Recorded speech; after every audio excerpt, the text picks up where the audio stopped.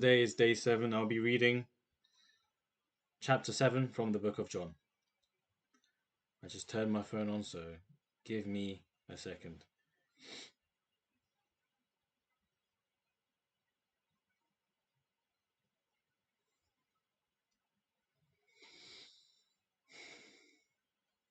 Chapter 7. After this, Jesus went around in Galilee. He did not want to go about in Judea because the Jewish leaders there were looking for a way to kill him.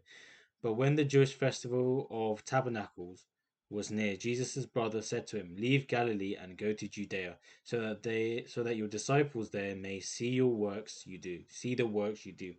No one who wants to become a public figure acts in secret. Since you are doing these things, show yourself to the world." For even his own brothers did not believe in him. Therefore Jesus told them, "My time is not yet here. For you, any time will do. The world cannot hate you, but it hates me because I testify that its works are evil. You go to the festival. I am not going to this festival because my time has not yet fully come." After he had said this, he stayed in Galilee. However, after his brothers had left for the festival, he went also, not publicly, but in secret. Now at the festival, the Jewish leaders were watching for Jesus and asking, "Where is he?" Among the crowds there was widespread whispering about him. Some said, "He is a good man." Others replied, "No, he deceives the people." But no one would say anything publicly about him for fear of the leaders. Not until halfway through the festival did Jesus go up to the temple courts and begin to teach. The Jews there were amazed and asked, "How did this man get such learning without having been taught?" Jesus answered, "My teaching is not my own. It comes from the one who sent me. Anyone who chooses to do the will of God will find out whether my teaching comes from God or whether I speak on my own. Whoever speaks on their own does so to gain personal glory, but he who seeks the glory of the one who sent him is a man of truth. There is nothing false about him. Has not Moses given you the law? Yet not one of you keeps the law. Why are you trying to kill me? You are demon possessed, the crowd answered. Who is trying to kill you? Jesus said to them, "I did one miracle and you are all amazed. Yet because Moses gave you circumcision,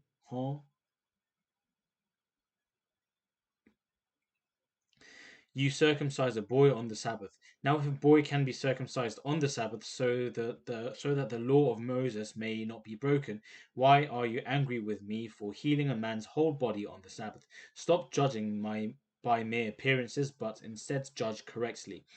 At that point, some of the people of Jerusalem began to ask, Isn't this the man they are trying to kill? Here he is, speaking publicly, and they are not saying a word to him. Have the authorities really concluded that he is the Messiah? But we know where this man is from.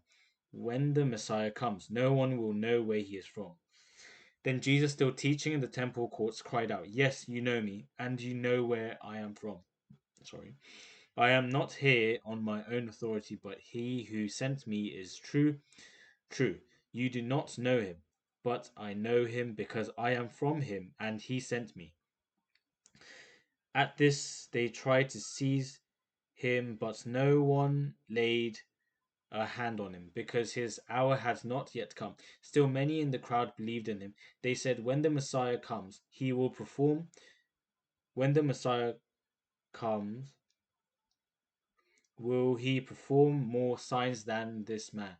The Pharisees heard the crowd whispering such things about him. Then the chief priests and the Pharisees sent temple guards to arrest him.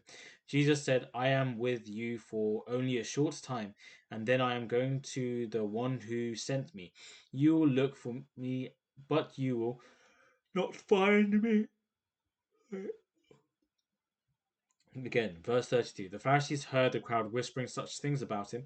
Then the chief priests and the Pharisees sent temple guards to arrest him.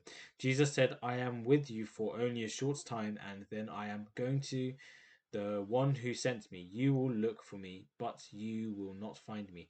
And where I am, you cannot come." The Jews said to one another, "Where does this man intend to go that we cannot find him?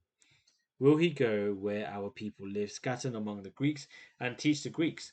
What did he mean when he said, You will look for me, but you will not find me, and where I am, you cannot come? Blah, blah. On the last and greatest day of the festival, Jesus stood and said in a loud voice, Let anyone who is thirsty come to me and drink. Whoever believes in me, as scriptures has said, rivers of living water will flow from within them. By this he meant the Spirit, whom those believe in him were later to receive. Again, verse 39. By this he meant the Spirit, whom those who believed in him were later to receive. Again, verse 37. On the last and greatest day of the festival, Jesus stood and said in a loud voice, Let anyone who is thirsty come to me and drink. Whoever believes in me, as scriptures has said, rivers of living water will flow from within them. By this he meant the Spirit, whom those who believed in him were later to receive. Up to that time, the Spirit had not been given, since Jesus had not yet been glorified. On hearing his words, some of the people said, Surely this man is the prophet. Others said, He is the Messiah.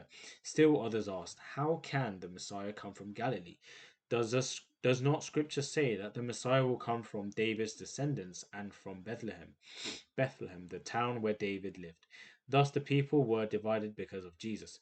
Some wanted to seize him, but no one laid a hand on him.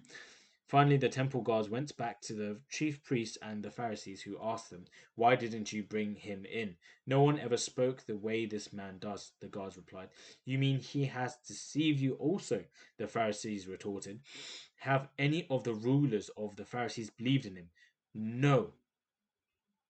But this mob that knows nothing of the law, there is a curse on them. Nicodemus, who had gone to Jesus earlier,